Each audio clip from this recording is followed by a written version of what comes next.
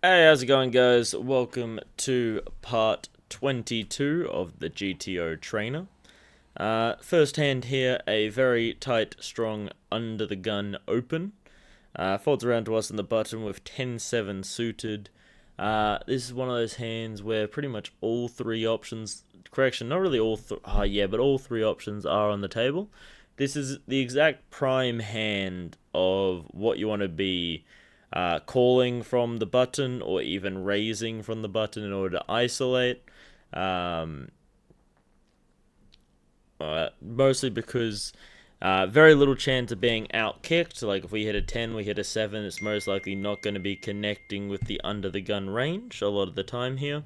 Um, so less chance of being out kicked, and a lot of post flop potential, and then the implied odds added onto that of if we do hit our hand, um, being able to win a really, really big pot based on the under the gun, getting a really strong top pair, and being able to get paid off as a result.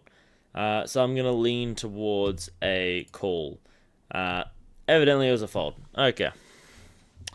Folds back to the under the gun, 7-5-3. This heavily favors our button range, our button defend. Well, not necessarily a defend, it's more defend if you're from the big blind. But this heavily favors our range, so we got hard range advantage here. So we're going to go a standard 1/3 pot. Under the gun calls. 4 rolls off. Now there's a 1-liner to a 6. We're going to have far more 6x than under the gun will.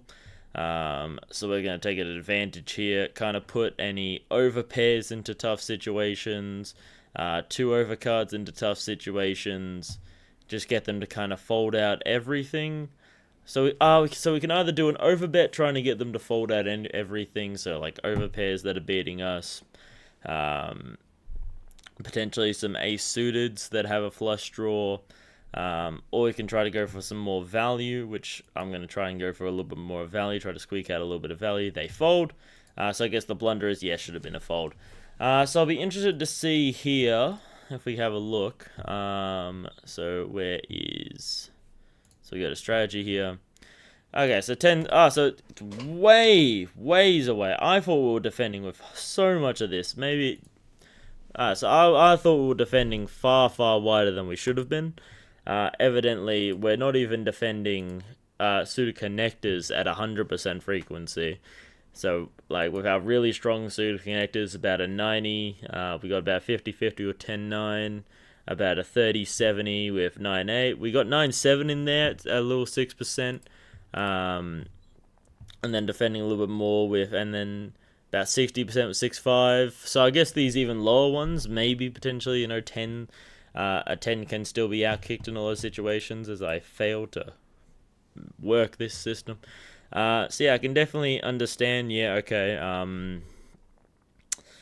I guess it's because it's against the under the gun, which is just an even stronger range, which does make a lot of sense to me. I guess if they were kind of opening a little bit later, we would be able to widen up a little bit more in response. But because it's under the gun, the tightest range, we got to tighten up just a little bit more. So I guess that makes a lot of sense to me. But then I was pretty happy with the post flop play. Evidently, we even got overpair to fold just to that 75%, just because we have so much more 6x there. Move on to the next range. Next hand. So we're facing a open from the cutoff, when the small blind with ace deuce offsuit with big blind still to act behind. A very polarizing hand. We either hit or we miss. It's going to be a snap fold for me. Yep, and it folds back around. Move on to the next hand. Button open. Small blind calls. Where with some nice offsuit garbage, even though we're getting a fantastic pot odds. Offsuit garbage does not fit that equity requirement. Moving on to the next hand, we got a low jack open. Folds around to us in the small blind with, once again, some nice offsuit garbage. Going to be a standard fold. Moving on to the next hand, facing a very tight, strong under the gun open. Folds around to us in the small blind. Connector cards is exactly what you really want in this position.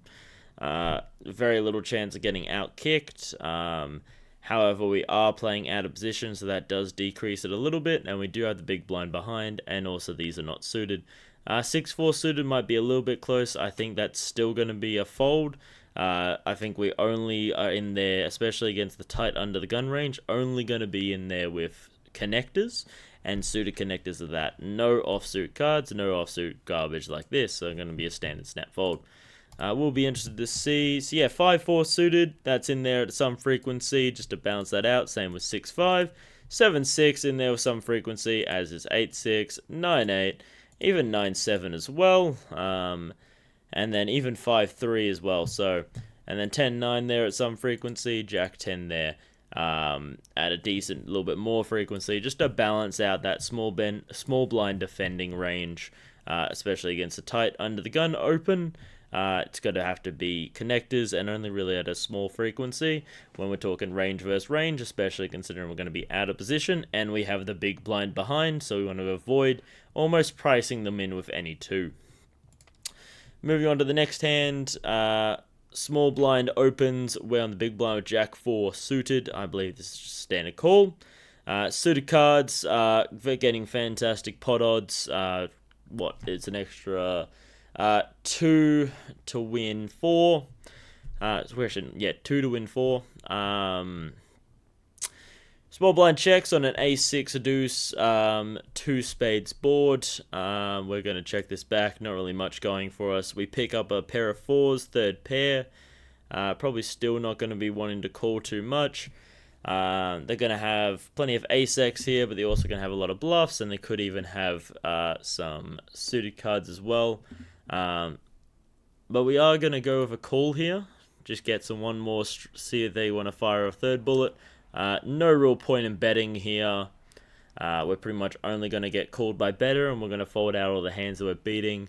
So take down our showdown value, and we take down the pop. So really well played hand, if I don't want to pat myself on the back too much. So we're pretty much defending here with all of our suited cards all the way down to it. We're raising with the Brunson. I think that's purely because it's the Brunson. But pretty much calling here with all of our range except for really poor offsuit garbage, suited garbage, and then really poor offsuit garbage as well. So really wide defending range on the big blind given the pot odds. We're in position as well. Heads up in position. Then standard check back there. We could go with a small pot size, 1/3 pot.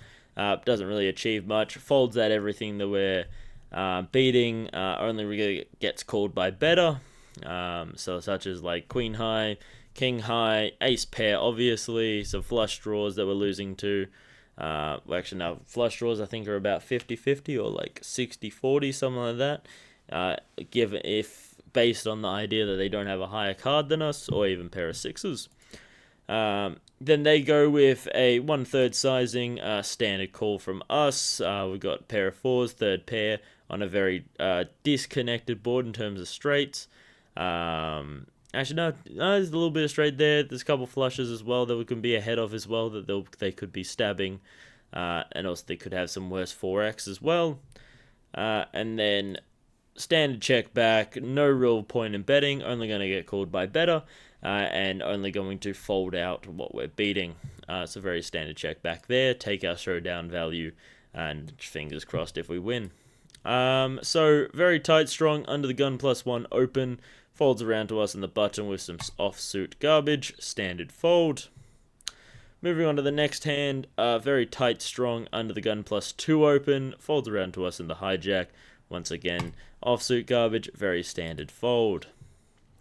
Moving on to the next hand, very strong, tight, under the gun +1 open, folds around to the button who limps in, just calls. We're in the small blind with once again some nice offsuit garbage, playing out of position to 2 players minimum, potentially 3 if the big blind wants to come along as well. With something that doesn't have any post-flop potential, no draws, no nothing. Pretty much going to be a very tight range as we can see here. Very tight raising range, and then pretty much calling with things everything that has implied odds to be able to win a really big pot should we hit it. Such as your suited aces, as even some bluffs in there as well, raising the suited aces, some suited kings as bluffs as well. And then all of our pocket pairs, some suited connectors in there as well to balance out that range as well. First, a very strong under the gun range, and also out of position to the button as well. Moving on to the next hand, with under the gun +2 open, so once again, very strong tight range. Not as tight as under the gun, but still very, very tight. We're in the hijack with some offsuit connectors. If they were suited, I think it's still a fold, just because we still have 2 players to act behind. So we're not in late enough position to be able to call with those suited connectors, so I believe that's still going to be a fold, and we're still only playing... Yep, so we're still only playing that 4-bet or fold 3-bet or fold strategy, and we are raising some of our suited connectors at some frequency, however, in order to balance out that 3-bet range, and also they play really well against that under the gun range, especially given their implied odds as well to win a really big pot should they hit and the under the gun connects. Moving on, so there's our 10 hands, 13 moves, GTO score of 82%. 12 best moves, 1 blunder being the calling with the 10-7 instead of folding. So it should have been a fold pre-flop instead of a call. 10-7 just way too loose against a very strong under the gun range. If it was more of a low jack, high jack, cut off open, then we can call from the button with a little bit wider, such as adding in those suited double gappers. However, when it's against a very, very tight, strong under the gun range, has to be connectors, even the connectors at a very small frequency as well. So I hope you guys have a great day. I hope you guys learned something. Take care. Have a good one. Play well.